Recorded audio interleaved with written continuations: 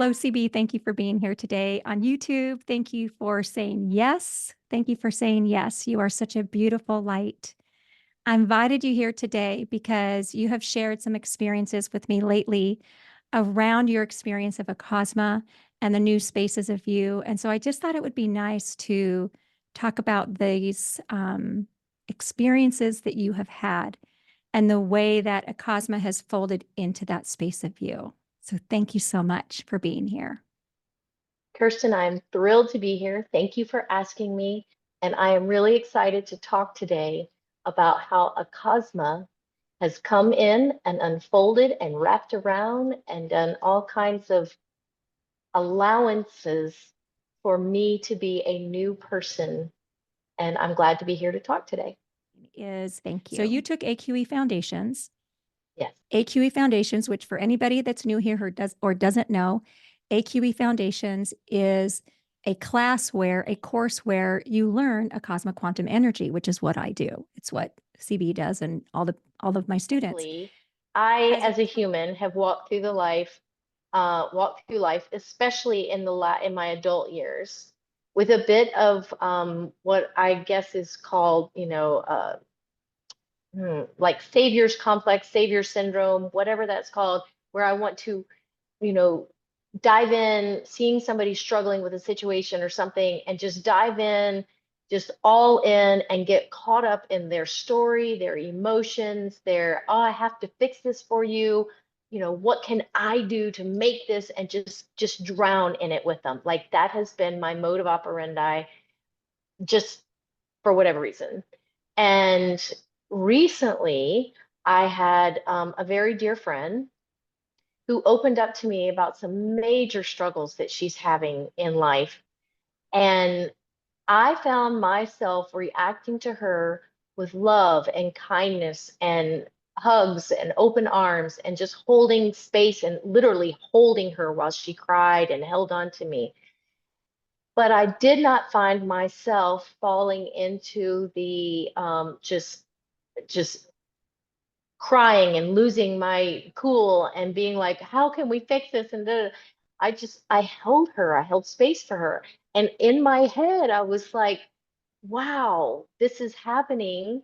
I didn't cry, which was very unusual for me.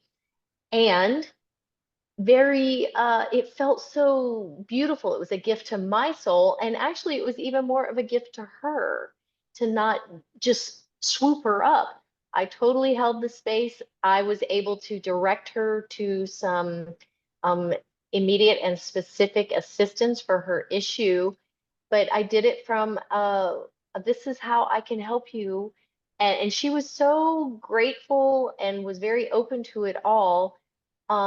Without it becoming just this boohoo fest and me trying to save the day, because I didn't feel like that was my soul knew I could be a light to her, I could be a portal to her, I could give her assistance, but I didn't have to become enmeshed in her story. I could offer love, I could offer a Acasma flow, there were lots of things I could offer, and it was amazing to realize that change in myself in just the last 6 months. And it feels incredible. It feels incredible. And I am so grateful for you for saying yes. Because you weren't going to say yes. Remember when I first started doing the course, you were like, oh, I've got a lot going on. I don't know that I'm really ready. You had all of these reasons, which I relate to because I did that too before I took AQE Foundations. And if I remember right, it was your husband who was like, CB, yes, why are you not taking this class? And you're like, okay, yes, I'll do it. And you told me, you're like, but I'm not going to be that into it. Like I've got these other priorities, right? And that was fine. That was how you interact with that's with the space the first time around. But as you know, when you take Foundations, you can retake the course for free as many times as you want. So you sort of did this cursory run through the first time because you had some other things going on, which was fine. And then you took it again in winter. And what was beautiful about the way that unfolded, I mean, you couldn't have designed it better, is it gave you a chance to just sit in the frequency of what it means to be in the space of Acasma without the expectation that it had to be a certain way and you had to get it just right or any of those spaces. Right. What was happening in that time, and I think you and I have talked about that, was in that moment you were unraveling the consciousness of perfection.